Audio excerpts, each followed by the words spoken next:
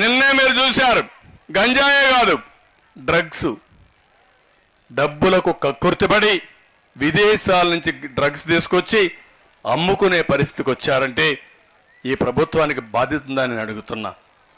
అదే తెలుగుదేశం హయాంలో రాలేదేవాడు, రావాలంటే భయపడ్డారే.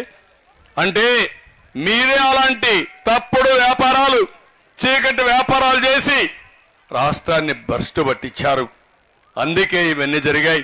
అవసరమైతే మా ఆడబిడ్డల కోసం ప్రత్యేకమైన చట్టం కూడా తీసుకొచ్చి మీ అందరినీ కాపాడుకునే బాధ్యత తెలుగుదేశం పార్టీ తీసుకుంటాం, మిత్రపక్షాలు తీసుకుంటాం. నేను ఒకే ఒక విషయం మిమ్మల్ని కోరుతున్నా.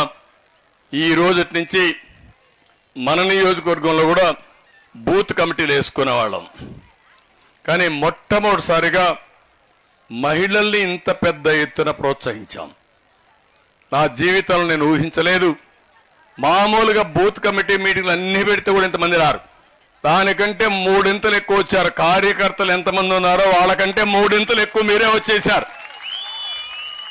అది మీకు పార్టీ పైన అభిమానం. రెండోది, ఇక్కడి నుంచే ప్రారంభం. మా ఆడబిడ్డలు బ్రహ్మాండంగా రాజకీయాల్లోకి వస్తారు. మా మగవాళ్ళు ఆలోచించుకోవాలి, మీ కుర్చీల కోసం మీరు ఎత్తుక్కునే రోజు తొందరలోనే వస్తుంది. అందరూ ఆడబిడ్డల రోజు అధికారంలోకి రావాలనుకుంటే. రెండోది, ఆడబిడ్డల్ని బాగా చదివించి ఎక్కువ డబ్బులు సంపాదించే మార్గం ఏంటో చేసి చూపిస్తాను.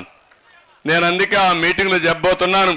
రాబోయే రోజుల్లో మన నియోజకవర్గాన్ని ఒక ఆదర్శంగా తీసుకుని ఇండస్ట్రీస్ కానీ, సర్వీస్ సెక్టర్ కానీ పెద్ద ఎత్తున ఏమేం చేయాలో చేసి దేశం గర్వపడే విధంగా కోప అంటే శభాషని నిరూపిస్తానని చెప్పి కూడా నేను మీకు తెలియజేస్తున్నా.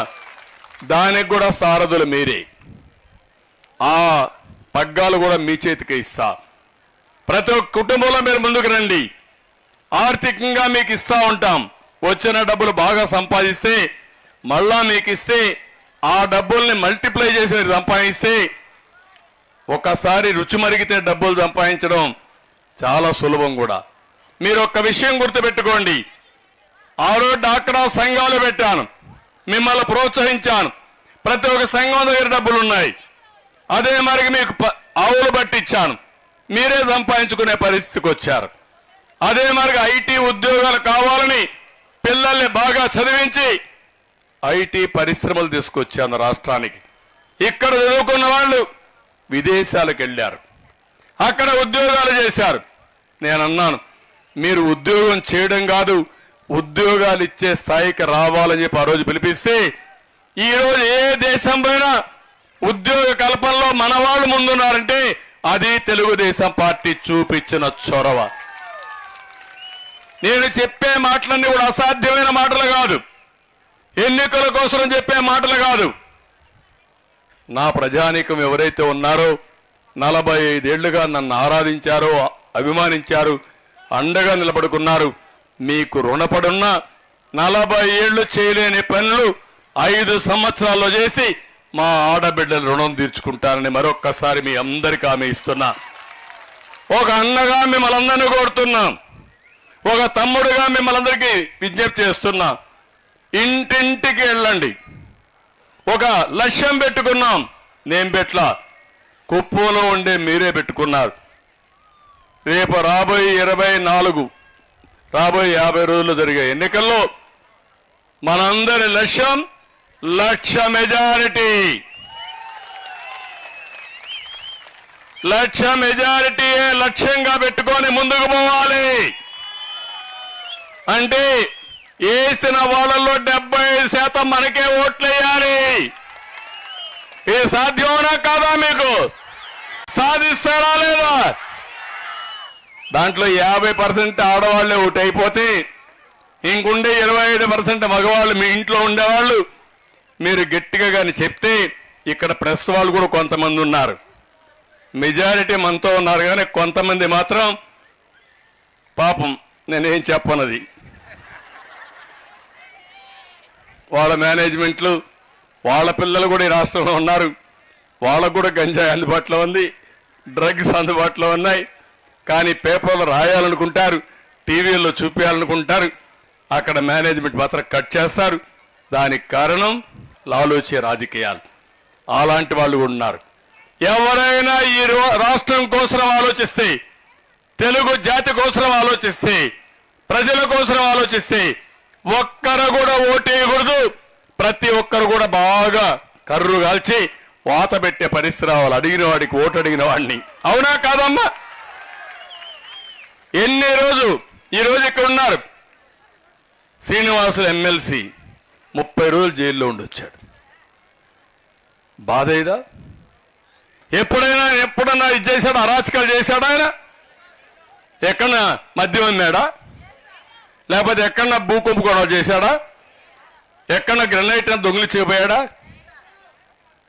నేను వస్తే నా మీటింగ్కి వచ్చాడని అక్కడ మీటింగ్లో నా దగ్గరికి వచ్చి ఇచ్చేస్తామంటే మీరు ఎందుకు మా లీడర్ని దాడి చేస్తాను అడిగితే, మీరు అభిమానించే నాయకుడుగా నేను వచ్చి మీ సమస్యలు కనుక్కోవాలని వస్తే నా మీద దాడి చేసి అన్నా క్యాంటీన్ పెట్టనీయకుండా చేసి దాన్ని కూడా ఎక్కడికక్కడ చెడగొట్టి కడాన వెళ్ళి నేను పోతాను ఇక్కడి నుంచి 30 రోజులు జైల్లో పెడితే మొట్టమొదటిసారిగా నా జీవితంలో వాళ్ళని చూడడానికి జైల్లో పోయా. ఆ తర్వాత నాకేమైందో మీరే చూశారు. అవునా కాదా? మీకు బాధ లేదని అడుగుతున్నా. మీ ఇంట్లో బిడ్డ జరిగితే మీరు బాధపడదని అడుగుతున్నా. చేయని తప్పుకు శిక్షేస్తే ఆ రోజు నేను చూశాను 70-80 కంట్రీస్లో నా కోసం అందరూ కూడా సహకరించారు. చాలా వరకు బాధపడ్డారు, ప్రపంచమంతా బాధపడ్డారు. కానీ ఆ బాధ నాకుంది. కానీ నేను బతికేది మీకోసం, ఈ రాష్ట్రం కోసం, ఈ ప్రజల కోసం. మళ్ళా గాడి తప్పిన పరిపాలన ఘాట్లో పెట్టాలి. నేను కూడా పారిపోతే ఈ రాష్ట్రంలో ఎవరు కూడా నిలబడలేరు. అవునా కాదా? ప్రధాన ప్రతిపక్షంగా ఉండే నేను, 40 సంవత్సరాల అనుభవం నేను, 40 సంవత్సరాలుగా ఎన్ని అవరోధాలు వచ్చినా నిలదొక్కుని మళ్ళా మీకు సేవలు అందించాను. నేను కూడా భయపడితే మళ్ళీ మీకు చాలా సమస్యలు వస్తాయనే ఉద్దేశంతోనే నేను ఈరోజు మనసు చంపుకొని దృఢమైన సంకల్పంతో ముందుకు పోతున్నా. తప్పకుండా మళ్ళా క్షేత్రస్థాయిలో గెలిచి మిమ్మల్ని అందరినీ మెప్పించి ఏకపక్షంగా ఎన్నికలు జరిపించి ఇలాంటి దుర్మార్గుల్ని ఎక్కడ పెట్టాలో పెట్టి మళ్ళీ రాష్ట్రాన్ని కాపాడుకుందాం. అందుకే నేను పిలిపించా. ప్రజలు గెలవాలి, రాష్ట్రం నిలబడాలి. ఇది ఒకటే నా కోరిక. నాకేదో ముఖ్యమంత్రి పదవి నాకెందుకు, నేను లేనా ముఖ్యమంత్రిగా? ఏమమ్మా మీకు తెలుసు కదా, మనకు నియోజకవర్గానికి ఎప్పుడు వచ్చినా ముఖ్యమంత్రిగానే వచ్చాను కదా. 14 ఏళ్ళు వచ్చాను కదా. మిగిలిన సమయం అంతా అపోజిషన్ లీడర్గానే వచ్చాను కదా. కాబట్టి ఈరోజు నాకు పదవి కాదు ముఖ్యం, రాష్ట్రం ముఖ్యం, ప్రజలు ముఖ్యం, మీకు జరిగిన అన్యాయం ముఖ్యం. ప్రపంచం అంతా